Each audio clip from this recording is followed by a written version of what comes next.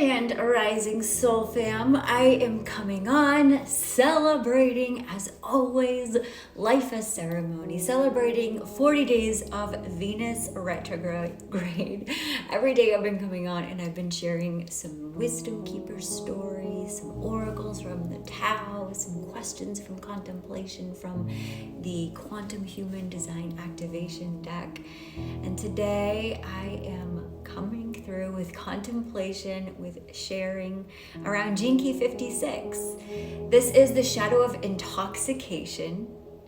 This is the gift of enrichment. No, sorry, this is back up.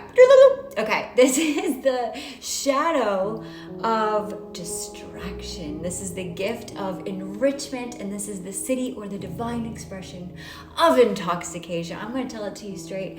I'm pretty freaking intoxicated right now with joy, with ecstatic peace, because I just came from a women's circle. Really, I should say everybody was there. It was a galactic healing circle. It was a solar return birthday celebration, and we did water rituals and a beautiful ceremony. I've been ecstatic all day, so I'm just high on life, drunk out on bliss. And so today, contemplating, of course, Gene Key 56. So sharing from the Wisdom Keepers deck by Dr. Rosy Aronson, and it starts off with a Richard Rudd quote that says, "True enjoyment is rooted inside your being rather than in the external." Programming partner, Gene Key 60. My wisdom story. I was a creative kid who hated school. My parents were too busy paying the bills and watching the news to notice how bored and trapped I felt, or how unhappy they were. As I entered my teens, I'd become sullen. I'd come home from school, shut the door, and just listen to hours of music while numbing myself out with weed. I was either distracted, lost in fantasy, or blaming my parents and teachers for being so clueless and robotic. When I turned 14, I got a guitar and became obsessed with writing and playing music. I wrote about everything I saw and felt, about the loneliness and emptiness in our busy world. Eventually, I got up the courage to play my songs on the street. My music hit a chord with the young people. Soon, I was discovered by a big record company and signed my first deal. As a young man, I played concerts all over the country and lived the rock star life. I took as many lovers as I took drugs. My performances were deep and my audiences were always moved. But I was too high to feel any of it. Over time, I needed more and more stimulation to feel anything. I couldn't get high or overstimulated enough. So I kept grasping for that next extreme experience until I overdosed and I almost died. When I woke up in the hospital all alone, I realized just how out of control and empty my life had become. There was no balance, no love, no genuine connection. I'd become just like the busy, lonely people I wrote songs about. And I realized that if I truly wanted to uncover the richness of life, it could never come from the outside. I had to go within and feel. So I did.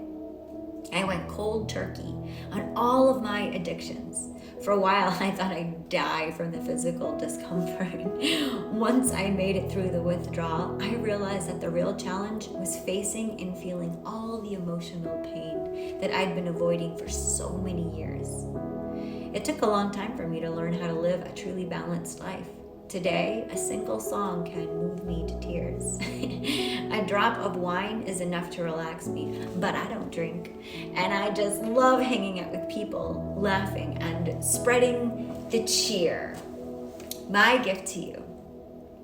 I come to bring you true enrichment, not mere enjoyment or entertainment. I want you to get the most out of your life so that you can enhance the lives of others. But first, you must learn to balance fun with seriousness. And you must wake up to all the ways you distract yourself from who you are and how you feel. It's time to learn to discern between that which genuinely nourishes you and that which saps your spirit. Notice where you're a victim of your senses, of overindulgence, and of self-deprivation.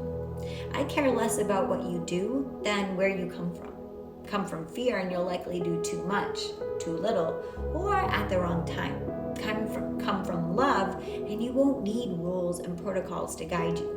Eventually, your attention will turn inwards towards gratitude, and your presence will enrich the world. Questions for contemplation. What or who are you unable to say no to? Where do you overindulge? Where do you self-deprive? Do you sometimes feel sullen, numb, as if your spirit is depleted? Are you overstimulated all the time? What are your most powerful distractions these days?